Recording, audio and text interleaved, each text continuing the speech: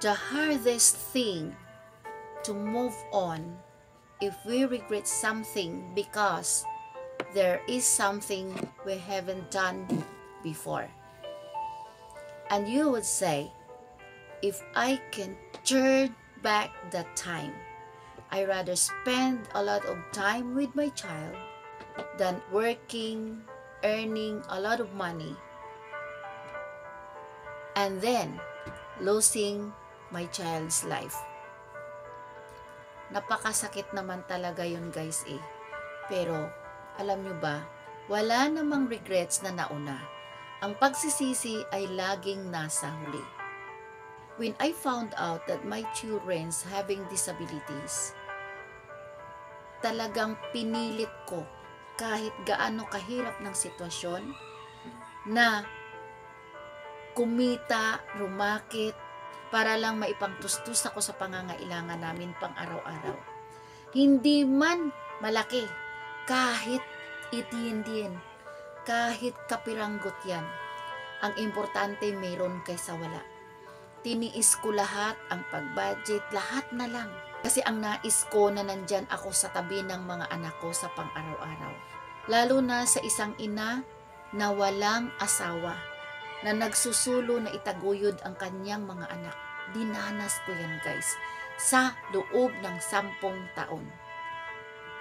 Napakahirap. Pero, paano ba ang anak na may kapansanan ni mayroong nanay at tatay, pero ang anak pala ay pinagkatiwala sa iba? Ang nanay at tatay, they are earning a lot, pero ang mga anak nasa lula, nasa tita, nasa katulong, nasa yaya, or sino man na pwedeng pagkatiwalaan. Do you think mayroon bang enough time na binibigay? Maraming kabataan 5 years ago I discover, this is a testimony from my daughter, na meron siyang mga kaklase na naglalaslas. Ang mga kaklase niya na yun, maayos ang buhay financially, pero naglalaslas. Kasi nga, ang dinadaing pala, lack of attention.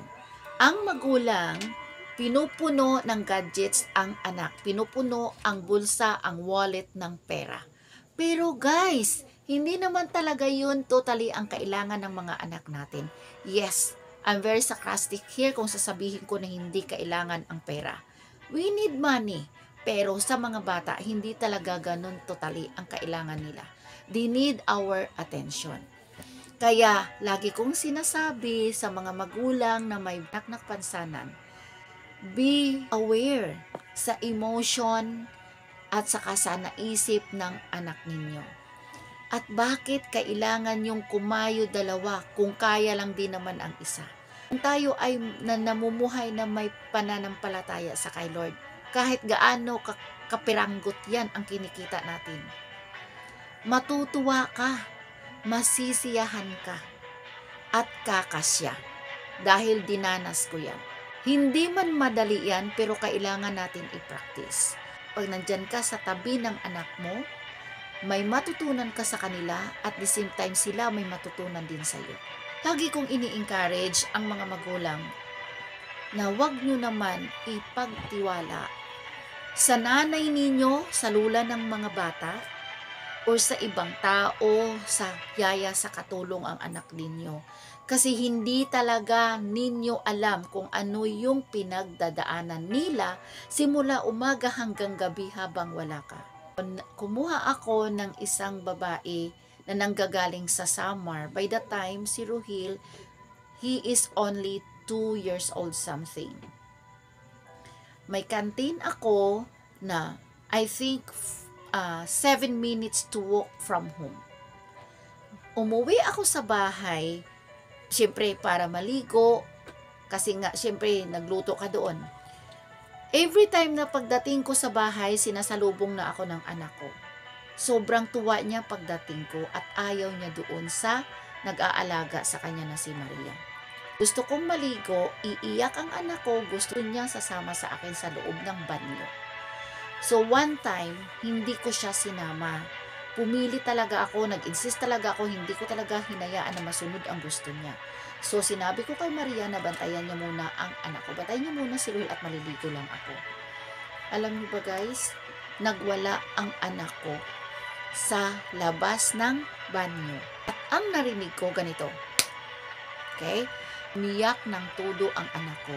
Mother's instinct and mother's feelings. Nagre-reflect ka agad yan. Hindi natin maipagkaila yan. Hindi ko man nakita iyon ang ginawa ni Maria sa anak ko, pero alam ko sinaktan niya yung anak ko. Wala ako sa posisyon na husgahan siya, kumprontahin siya dahil hindi ko nakita. Pero alam ko kung anong ginawa niya. Hinayaan ko lang muna. By that time, nagkaroon ako ng awareness na subaybayan.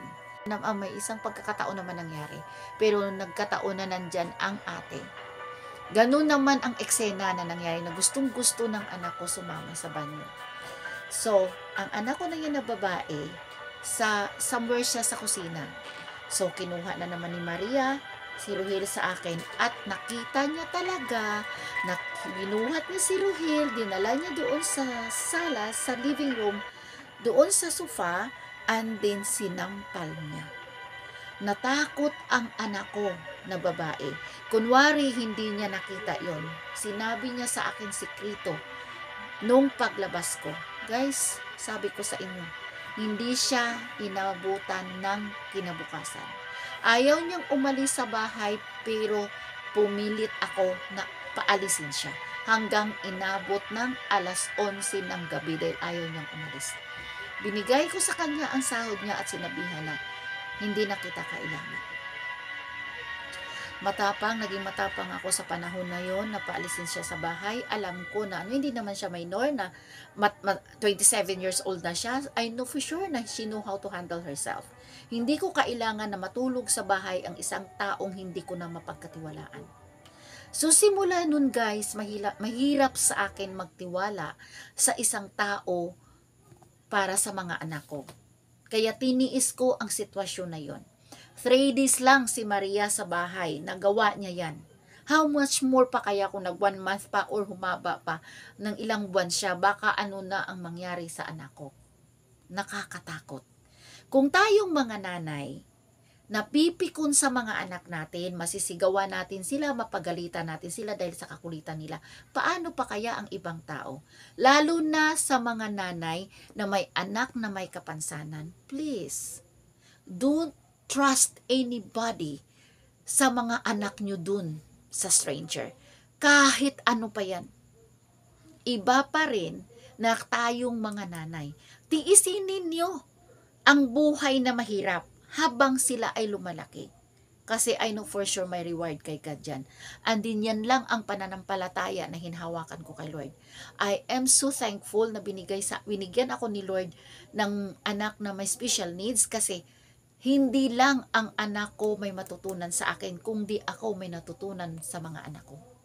Sa ngayon, kahit grown-up girl na ang anak ko, I'm still monitoring with her. I'm still asking her kung okay siya emotionally kasi ayaw ko siya maging malungkot na hindi ko alam. And I build open communication sa loob ng bahay. Dahil ayaw ko mayroong sikreto ang anak ko sa akin. Kaya first thing, wala akong sinisikreto sa anak ko. Para matuto din sila magiging open-minded sa akin. Aanhin natin ang maraming pera kung ang anak natin pala ay napabayaan natin. Hindi natin alam kung ano ang pwede nilang gawin. Napakahirap pero kailangan natin pag-igihan. Kailangan natin, kung pwede nga lang maging perfecto tayo na nanay, pero hindi tayo perfecto, walang perfecto. Pero iba pa rin na tayo ay naging hands-on sa mga anak natin. So guys, wish you good luck and God bless you all.